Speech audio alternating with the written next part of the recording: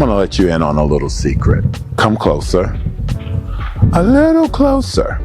Okay, here are the 5 hacks I use to lower my blood sugar and lose over 115 pounds and counting. Number 5 is my absolute favorite, and it will blow you away. Number 1, lowering my carbohydrates consumption. Now, I've tried various forms of keto and paleo diet, but it wasn't until I could see how my body reacted to what I ate that really helped me inform my insulin resistance and how carbs affect my body. So what do I mean by that? If you go to my Who Am I video in the link below, it talks about my journey and how I got to this point. In that video, I tell the story about trying to lose weight with a low-calorie diet.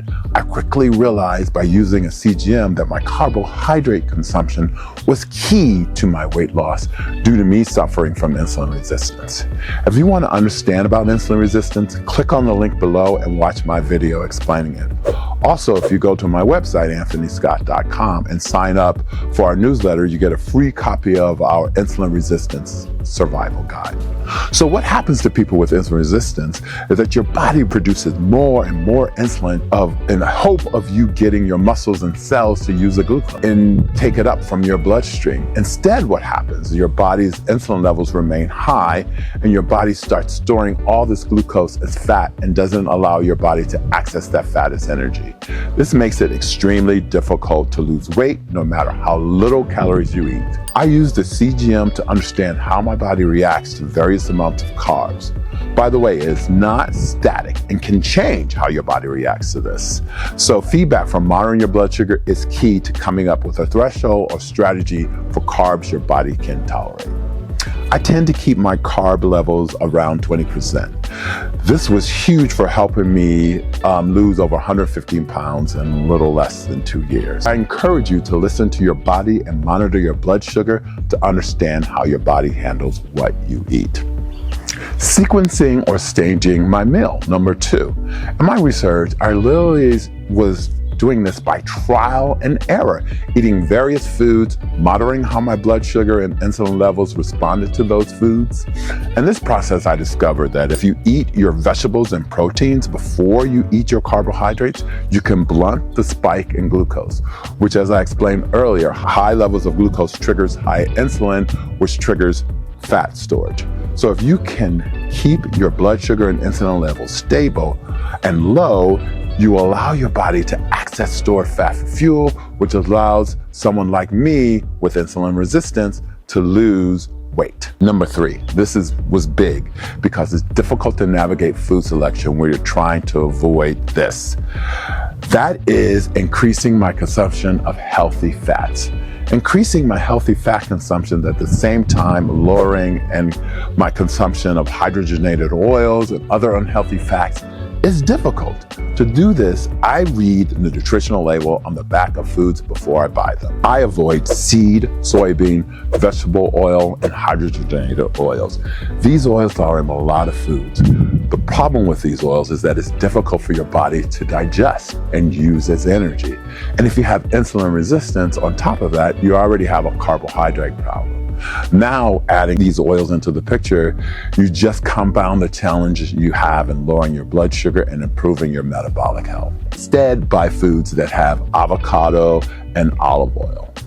Avocado and olive oils work better with your body and can provide levels of omega-3 fatty acids, which help the body function appropriately.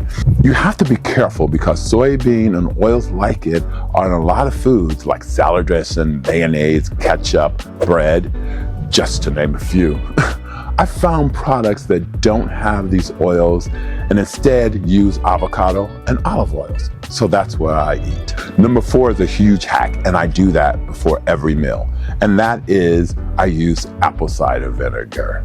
I used to do it only when I had high carbohydrate meals, but I was talking to a friend about this and they asked, why don't take it before every meal, apple cider vinegar with water?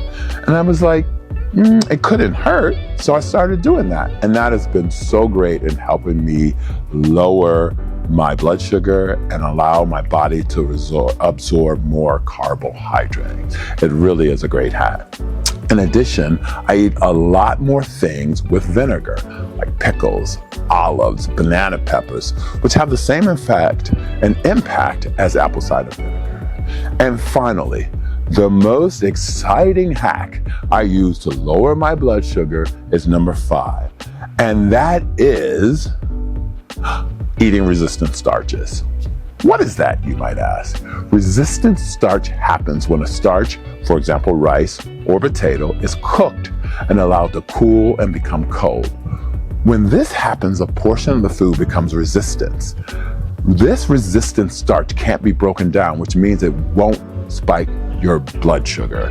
This happens if you reheat the rice or the potatoes. This hack helped me enjoy potatoes and rice. I buy frozen brown rice, which is already cooked. I keep my carbohydrate levels below 20% of my calorie intake. In addition, I still eat these starches last, which means that my carbohydrate levels are a lot lower than the 20% because of the resistant starch. So this is really, really important. The spike also is blunted by the fact that I eat my vegetables and proteins first before I eat the resistant starch. So there you have it. The 5 hacks I use to keep my blood sugar low and improve my metabolic function and maintain and lose weight. If you enjoyed this video, give us a like, subscribe, share. If you'd like more information about hacks that I use, go to anthonyscott.com and sign up for my newsletter and get a free insulin resistance survival guide. It's a great resource to understanding what insulin resistance and gives you the first steps of moving in the right direction. Thank you so much. Have a great day. See you real soon.